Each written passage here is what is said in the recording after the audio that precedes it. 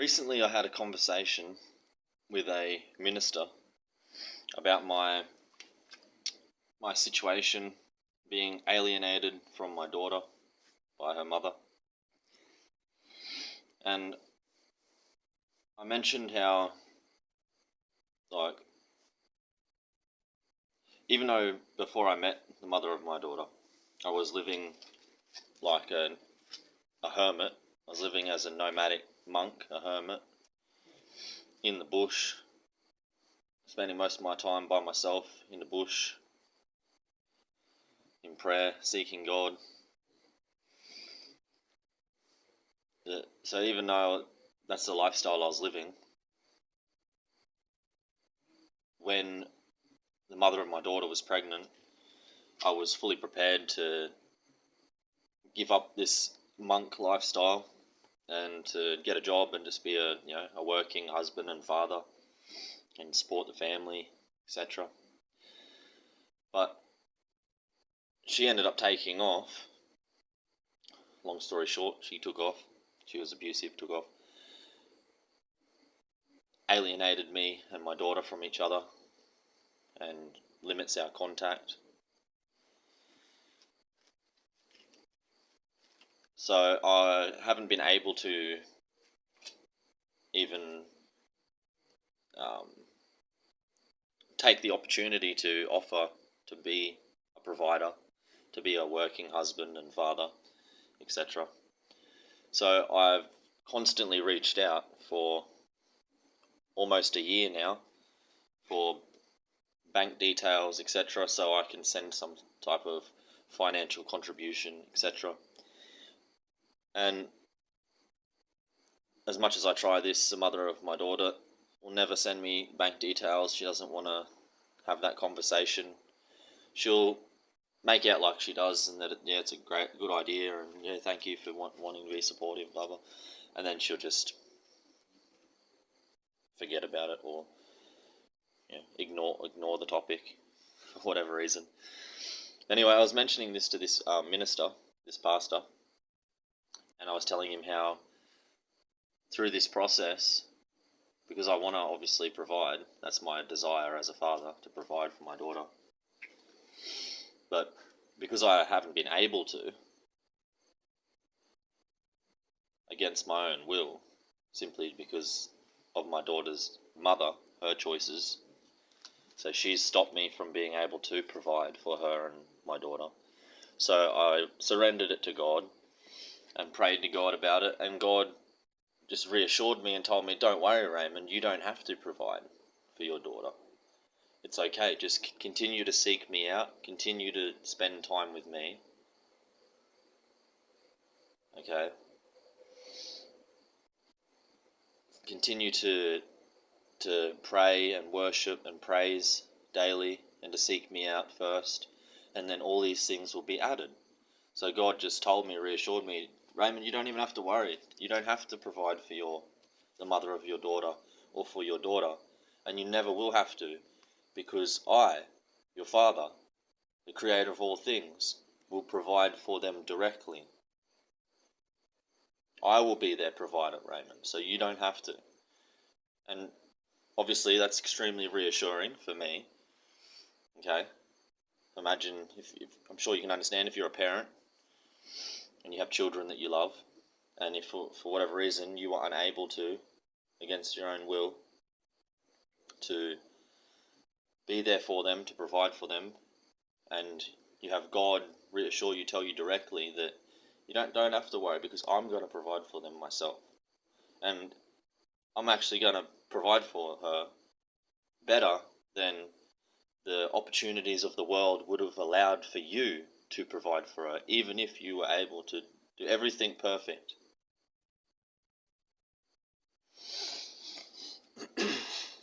So I mentioned this to this minister, this pastor, and you'd expect somebody who's supposed to be a shepherd of the flock, someone who's supposed to be in position of responsibility in regards to upholding people's faith, bolstering people's faith, edifying people in their race, in their pursuit of God. you'd expect this individual to be understanding and supportive and, be like, oh, that's beautiful. Obviously, we're taught to seek God first and then all things will be added. And it's the heathen, the pagan, who doesn't know God, who seeks out things in the world for themselves, or even asks God for things in the world. So we're taught by Christ not only to not seek things out for ourselves through our own will, but to surrender it to God and to pray to God to give it to us so we can receive it as a child of God. We're also told by Christ to not even ask in our prayer to God. So to not seek it out in the world for ourselves, and then not even when we're praying to God for it, instead of seeking it for ourselves, to pray for it, but instead just to pray to be close to God, to pray to God for his presence, to seek God first, and then just have faith and know that all these other things will be provided for and added unto us because we're praying for God's presence. We're not praying for those things. But, as you can imagine, this minister, this pastor, didn't have this understanding and response that you would expect if he was an actual shepherd representing Christ and guiding and defending Christ's flock. Instead, his response was he was like, yeah, that's great, basically, that's great, God will provide for them, God will, he does provide, he will look up, but at the same time, you're just being lazy, and you should still, just get a job and pay child support.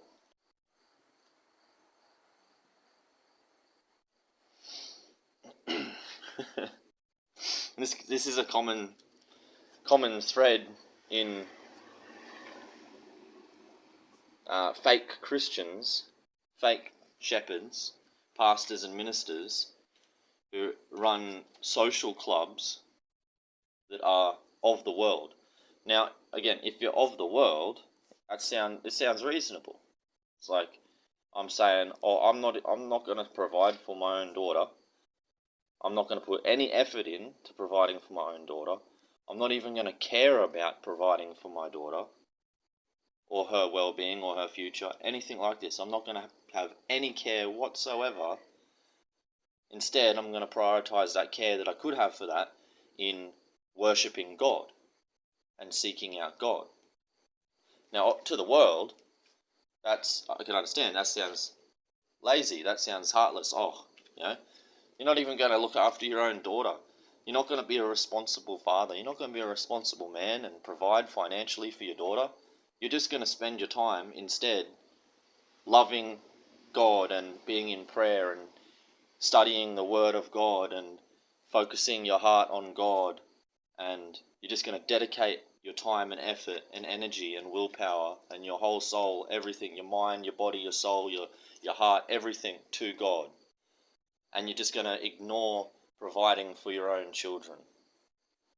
So if of the world, that sounds, that's lazy, that's dumb, you're irresponsible. How could you, what type of man doesn't take responsibility and financially provide for his own children?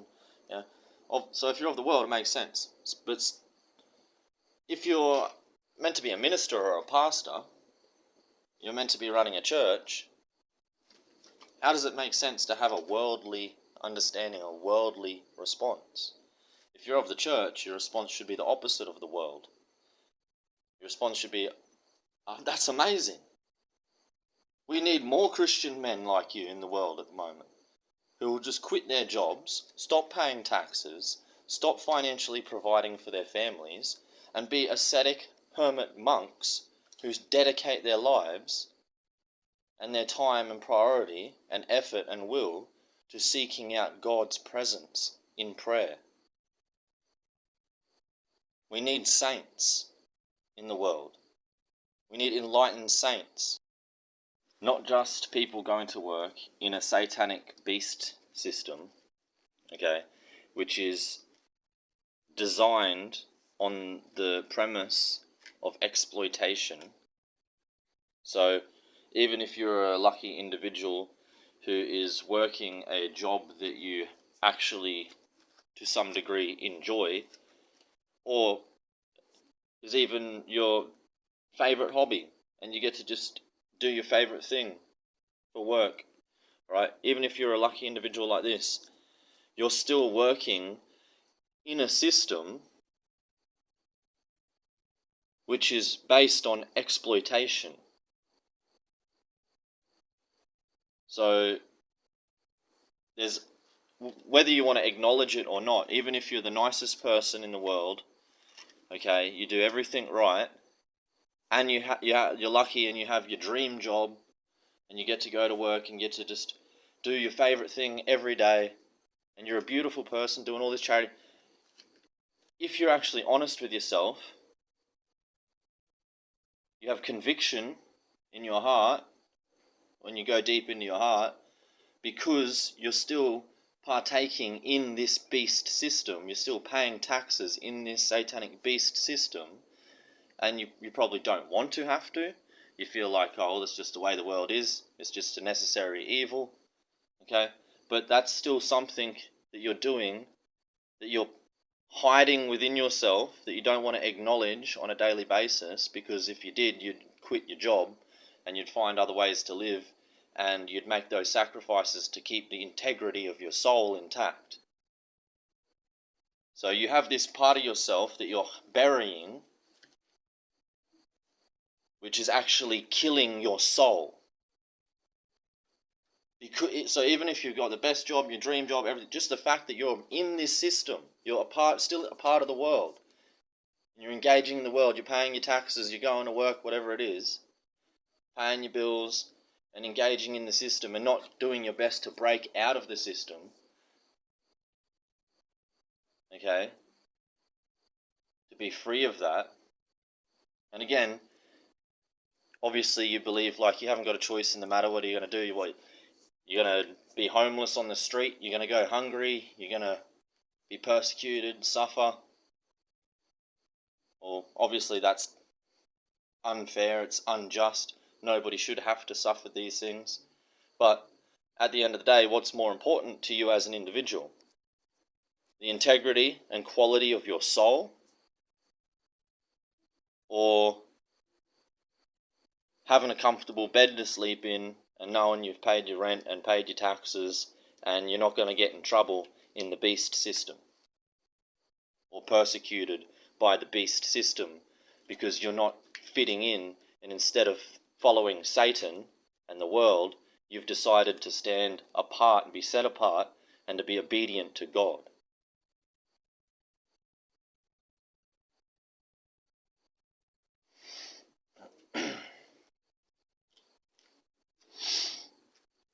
So, again, if you're of the world, I can fully understand if you think what I'm saying is backwards and stupid, and you should just be happy to be a part of the world and pay your taxes, and you're not fussed. But if you're supposedly a minister or a pastor of a Christian church,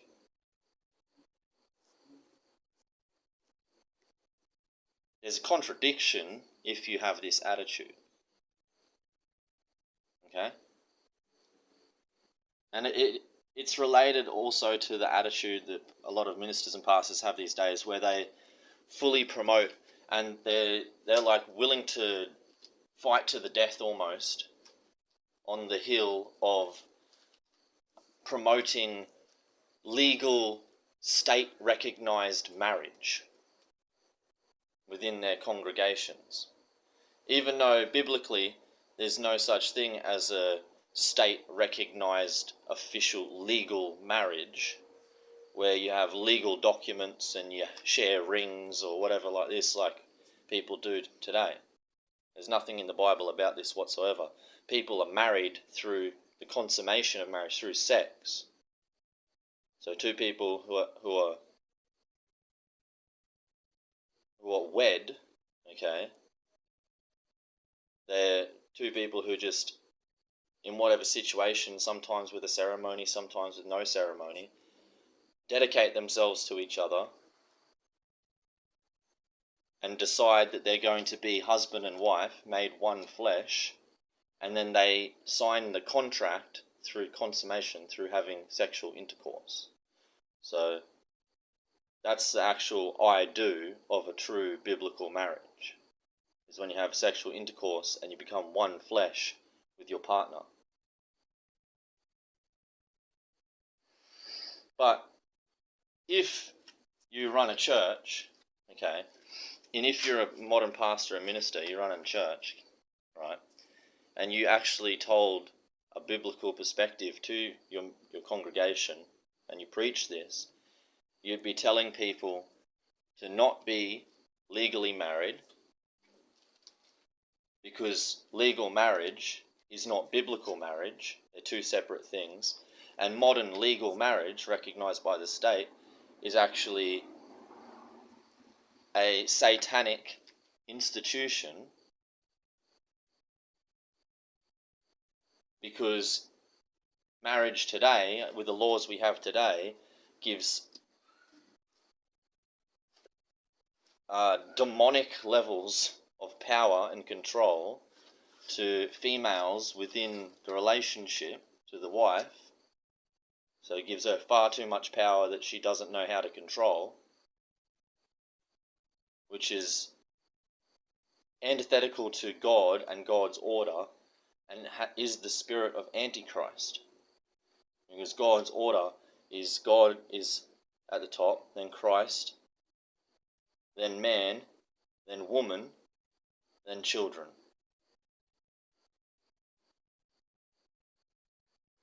But modern legal marriage, recognized by the state, flips that on its head, gives more power and authority to the woman, so it actually inverts God's order, so it has an antichrist spirit, and it's satanic. It's a satanic institution. Okay? But if men aren't encouraged to do this, then they're not trapped in this satanic contract to a female who's then encouraged in a satanic beast system to have a Jezebel spirit, to act like a harlot and to destroy her husband, or to simply control him and make sure he doesn't become too godly. Because then that way he can be whipped into place with threats of having his life destroyed if he doesn't listen to the authority of the woman in this satanic order. Okay? And he has to go to work, and he has to pay his taxes, and he has to have his soul slowly killed by being a part of the satanic beast system. And if he doesn't do this, if the minister or the pastor of the church doesn't promote that the men be trapped into this satanic institution, this inversion of God's order of what the family is supposed to be and what true biblical marriage actually is, then the pastor can't live a comfortable life and keep all his own resources, which he has been given and gifted by Satan, to mislead the congregation, because he won't be able to have the tithes, the donations, the money coming in from the members of church to pay his bills and his comfortable gluttonous lifestyle. So if the pastors and the ministers actually told the truth and gave a biblical perspective and edified the faith of the congregation and the men of the congregation, and actually told them to avoid the satanic institution of legal state-recognized marriage, just have biblical marriage, and as well do your best to step out of the satanic system, okay? Don't pay taxes, don't have a job, all of that is not necessary. And we actually have the strategy, the how-to, okay, the literal manual. We have an actual manual, okay, the instruction manual of how to set up a congregation, a church, where no one has to have a job or pay taxes because everyone shares everything. That's what how the original church was set up and how it's still supposed to be today. Everyone's supposed to sell all their houses and property and everything they own, pool all the money together, use that to support the church, everyone's basic needs, and then the rest of it overflows to support the community, to support those in need, the homeless, widows, orphans, etc. But the pastor doesn't want to tell you this. The minister of your church doesn't want to tell you that he's supposed to be selling his own house and his car and his fancy $1,000 suits that he wears while he's giving his sermon. He's supposed to be selling all of that and telling you to sell all of your property as well, so you can all live as a church together and share everything and share all your money and have one bank account, which is just the church bank account. Everyone pools all their money and resources together and then uses that to actually promote and enhance the kingdom of heaven on earth. Okay? If the minister actually did that and was honest and actually shepherded the flock, then he wouldn't be able to have his own house to himself paid for by the congregation. He'd have to actually be a true Christian, a true leader of the church, and own nothing.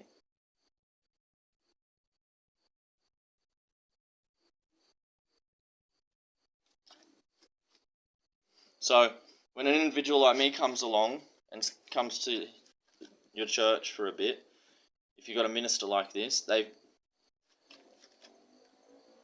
pick me out, they suss me out, and then they have these conversations with me, and then they try their hardest to smear me, slander me, and make sure nobody in the church likes me, because then they won't be able to keep their freaking house for the congregation paid for themselves in their fancy $1,000 suits. And they won't be able to go out and spend $50 on lunch every day and while being paid to do it, just for no reason, just because they happen to give a sermon once a week. Right. So there you go. That's why your ministers and your pastor in your church, they promote things like satanic, legal, legally recognized, state recognized marriage instead of just biblical marriage. They promote that you be a hard-working, responsible father and husband, and you go to work in this satanic beast system that's designed to just destroy your soul and turn you away from God, and pay your taxes, and because that's responsible and that's a good thing to do. And if you don't do that, then you're not a real man. Ha ha ha! I'm going to shame you, shame your masculinity and manhood, and try to intimidate you through shame and insult and belittling into just selling your soul to Satan so that you can tithe in my church and buy me a nice fucking house and a new car. And that's your local pastor or minister. Okay? And you can't tell me that they haven't studied enough, they haven't read the Bible enough to know what they're doing and what they're saying, and how what they're saying is a load of baloney. Okay? Because they've studied, they've gone through education. Okay, they've studied the Word of God. They're well aware of everything I'm saying.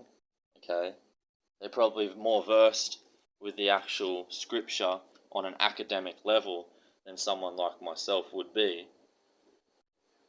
So it's not like they haven't read it. Oh, whoops. Like, so they know exactly what they're doing and what they're promoting and why they're promoting it. It's for their own selfish gain. So this is what Jesus calls a Pharisee, a snake. Okay, these are the snakes, the Pharisees, who they look all nice on the outside, whitewashed tombs, but they're rotting carcasses of filth on the inside. They're snakes, they're cockroaches, they're dogs, they're rats. Okay? They stand at the door, the gate of heaven, the kingdom of heaven, and they proclaim that they're righteous and they're so great and special, and then they shut the door and they don't let anyone enter into heaven.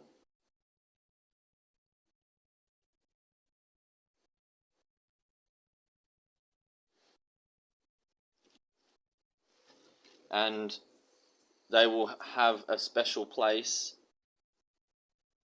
in the eternal fire of hell because they have a position of responsibility in guiding others. So their punishment will be far more severe than the punishment of the average person who would lie or scheme in a similar way.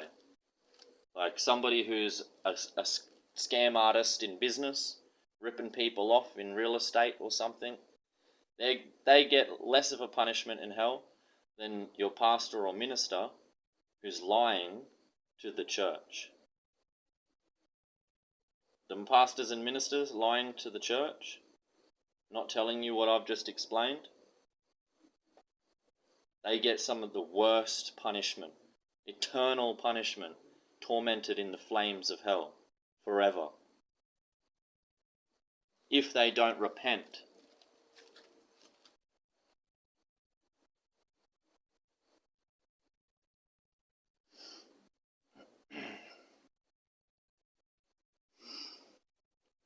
So, let me know what you think. What's your perspective? Have you got more of a worldly perspective? You think that, prayer and seeking out God is just silly fairy tales and you should just be a man and be responsible and financially support your children? Or do you have a spiritual inclination in your soul and you think, hey, maybe seeking out God is actually the most important thing. That should be our priority. And if we were actually versed in a biblical understanding and the promises of God and God's miracles and powers, that our God is the God who multiplied the fish and the bread to feed thousands and made manna, life-giving bread, like food, rain from the heavens for his children who wandered through the wilderness. Our God is a provider through miracles. So if you have that spiritual inclination, maybe you actually realize, and God has given you the eyes to see and understand that, hey, yeah, our priority should be, like Christ said, seeking God first, and then having the faith and understanding, knowing, not wishing, not hoping, not gambling that it's the case, but knowing with certainty and faith, unshakable faith, that if we seek God first, then he will add unto us everything else that we could possibly need. And that God knows what we need for ourselves more than we could possibly need or know of our own needs. God knows what we need for our children, for those around us, more than we could possibly know for ourselves, the needs of others. So if we just seek God first and allow God to give us what we need for ourselves and for others, then we can best provide for ourselves and others those things which are truly needed, and not just those things which we desire, which would actually be detrimental to our well-being in the long run. Because we often seek out things which aren't good for us, which think would be good for us. We think that we'd like these things, or we'd benefit from these things, but they end up being destructive. That's the vast majority of things that the vast majority of people desire and seek out throughout their entire lives. Things that we don't really need, that just kind of harm us or are detrimental to our well-being and other people's well-being. So if we stop doing that, seek God first, and we'll receive everything we actually need to the degree which we need it to provide for ourselves and others. Because our God is a God of miracles and of provision and of love for his children.